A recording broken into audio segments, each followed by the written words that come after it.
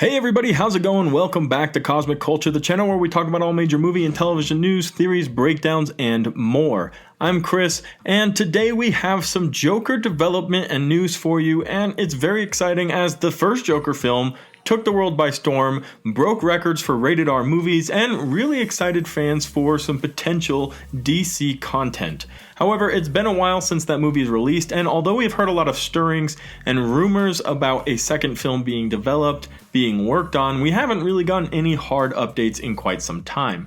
Now, it doesn't come as much as a surprise that we will be expecting a second film, especially with all of the success that the first one did have, but it's nice to get an update, and we'll cover all of that in this episode. Be sure to subscribe to the channel, guys. We're finishing up our Stormbreaker giveaway at the end of the month. All you need to do to enter is subscribe to this channel and subscribe to the Cosmic Wonder. We'll be picking a random comment from the section down below, and that will be the lucky winner. Also, be sure to check me out on Twitter at TheCultureChris, where I'm posting all sorts of live updates and content as well. Now, we heard about 6 or so months ago that Warner Brothers actually offered Joaquin Phoenix, who plays the Joker, around $50 million to sign on for 1 or 2 more films. Now, although we never got an official update as to how that ended, it did seem like Joaquin wasn't actually interested in continuing making more Joker movies.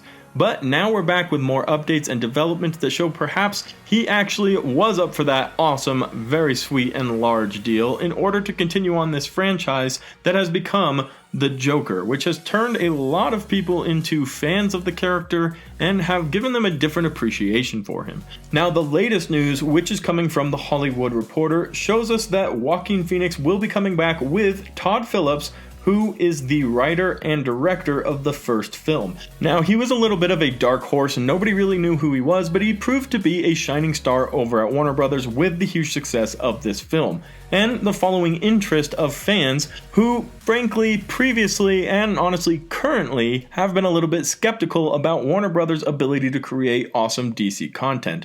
But this standalone villain film, giving us the back origin story of Arthur Fleck, really did shine above the rest, and I'm glad we will be getting a second. Now, there's a lot of talk about whether or not this movie should have a second, or whether or not it should be left alone and just be good without any sequels dragging it down or potential trilogies, making it seem a little overdone. But I think with Todd Phillips returning, Joaquin Phoenix excited to take back on the role, and a lot of the fan base pushing for another awesome Joker film, we really can get an enjoyable spectacle, telling us a little bit more about the story that makes Joker everything we know he is in the comics, and everything we have seen him be on screen with a handful of different actors.